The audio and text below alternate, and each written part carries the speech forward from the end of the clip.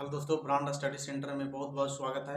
आज हम लोग एक क्लास में बहुत ही बढ़िया टॉपिक पर बात करने वाले हैं कि जब फैलोपियन नलिका में स्पर्म जाता है, पुरुषों का शुक्राणु जाता है और गिर जाता है तो वह कितना घंटों तक वहां पे स्वस्थ रह सकता है, कितना घंटों तक वह जीवित रह सकता है फर्टिलाइजेशन के लिए। और अगर वहां पे जीवित है तो किन कारणों से है, और अगर वह मर जाता है तो किन कारणों से मर जाता है। जैसे जाता है तो बहुत सारे, लेकिन कितना स्पर्म वहां पे जाता है और कितना वहां पे नष्ट हो जाता है, कितना फर्टिलाइजेशन के लिए मतलब इम्पोर्टेंट होता है, कितना कम से कम जाना चाहिए और इससे सुरक्षा कैसे है, तो इसके बारे में आज हम लोग बढ़िया से बात करेंगे। तो देखिए, यहाँ पे हम जिस टॉपिक पर बात करने वाले हैं वह एक तरीके से यहाँ पे हम बात करने वाले हैं शुक्राणु यानी कि स्पर्म। क्या? शुक्राणु यानी कि स्पर्म। इसको हम लोग बात करने वाले हैं कि जब एक बार स्खलन होती है तो ये कहाँ जाता है? फैलोपियन नलिका में जाता है। कहाँ जाता है? फैलोपियन फैलोपियन नलिका कहाँ जाती है? फैलोपियन नलिका कहाँ होती है? तो मादा में। कहाँ होती है? मादा में। तो पुरुषों के पेनिस से जो स्पर्म निकलते हैं और वह मादा के फैलोपियन नलिका में जब जाते हैं तो कितने घंटे तक जीवित रहते हैं? कितने घंटे तक जीवित रहते हैं? ये जो शुक्राणु स्पर्म जो जाते हैं वह कितने घंटों तक जीवित रहते हैं, और जीवित जब रहते हैं कितना घंटों तक, और अगर कम घंटा तक जीवित रहता है तो इसका कारण क्या है, और अगर ज्यादा जीवित है तो इसका कारण क्या है। यहाँ पे हम लोग बात करेंगे। सबसे पहले यहाँ पे हम देखिए बात करेंगे कि यहाँ पे जो शुक्राणु है यानी कि स्पर्म है तो इसका आकार किस तरह की होती है। ये तो आकार आपको बढ़िया से आपको पता होगा, इसका आकार किस तरह से होती है। स्पर्म की आकार यही ना आकार होती है, इस तरह से आकार होती है। क्या होती है? इस तरह से। क्या है? स्पर्म की आकार है। जिस स्पर्म का पूंछ जितना बड़ा रहेगा वह उतना ही आगे की ओर तेजी से गति करेगा और आगे बहुत ही फास्ट जाएगा, बिल्कुल स्लो नहीं जाएगा। जैसे आपको बता दे कि हम लोग गाड़ी चलाते हैं तो एक गियर देते हैं तो थोड़ा सा क्या होता है, धीरे चलता है।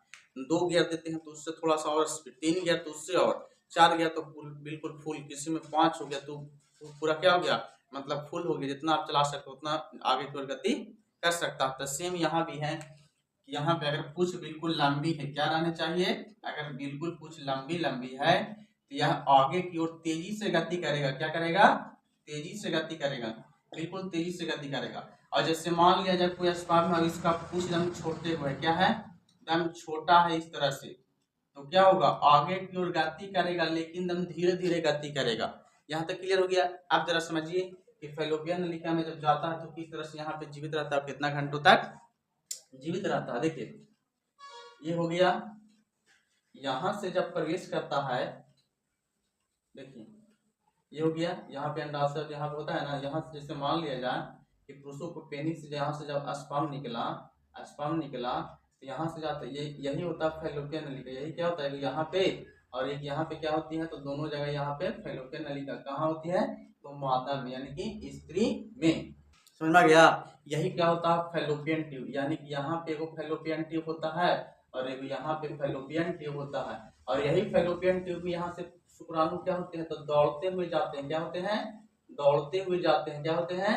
तो दौड़ते हुए जाते हैं, दौड़ते हुए जाते हैं। क्या यहाँ पे क्या होता है कि जब शुक्राणु यहाँ से दौड़ता है तो चारों ओर गति करते हैं, इधर भी इधर भी इधर भी, चारों ओर। लेकिन आपको बता दें कि स्त्री में यानी कि मादा में जब भी अंडा निकलता तो एक महीना में एक साइड से, जैसे मान लिया जाए यहाँ से निकला, यहाँ पे क्या हुआ, निकल गया, यानी कि यहाँ से निकल गया, यहाँ पे क्या इसका इंतजार कर रहा है, तो स्पर्म का इंतजार कर रहा है। किसका इंतजार कर रहा है? स्पर्म का इंतजार कर रहा है। और यहाँ से निकला, यहाँ से जो स्पर्म जाएंगे और मान लो कुछ इधर चले गए, इधर चले गए तो इधर क्या हो, सब नष्ट हो जाएगा। इधर बैक्टीरिया वाला जितना भी शरीर के अंदर इसका खराब पदार्थ है सब इसको क्या करेगा, तो मार देगा, मार देगा।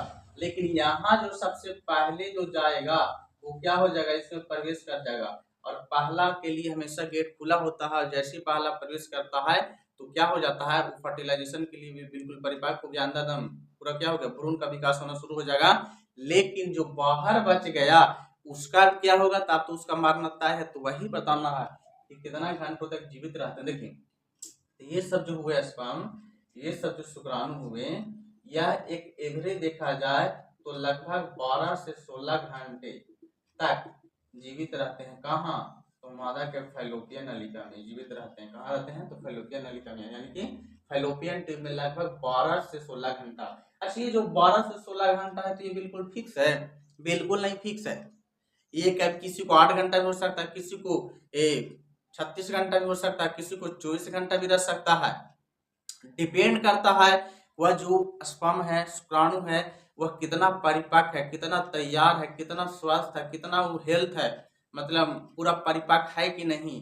अगर कोई दाम बिल्कुल कमजोर जाएगा तो बड़े जल्दी मर जाएगा, और कोई बिल्कुल बिल्कुल स्वस्थ रहेगा, तंदुरुस्त रहेगा, बिल्कुल लंबी लंबी पूंछ रहेगा और किसी तरह से उसमें कोई दिक्कत नहीं रहेगा तो क्या रहेगा, वह बहुत देरी तक जीवित रहेगा। उसका जीवन टाइम बहुत ज्यादा होगा, 48 घंटा भी हो सकता है, किसी को 72 घंटा भी रह सकता है, किसी को 20 घंटा रह सकता है। तो एवरेज देखा जाए, एवरेज क्लास 10 के लिए है और क्लास 12 के लिए, इसके लिए 10th एंड 12th एक एवरेज देखा जाए तो 12 से 16 घंटे तक रहते हैं। यहाँ पर आपको समझ में आ गया।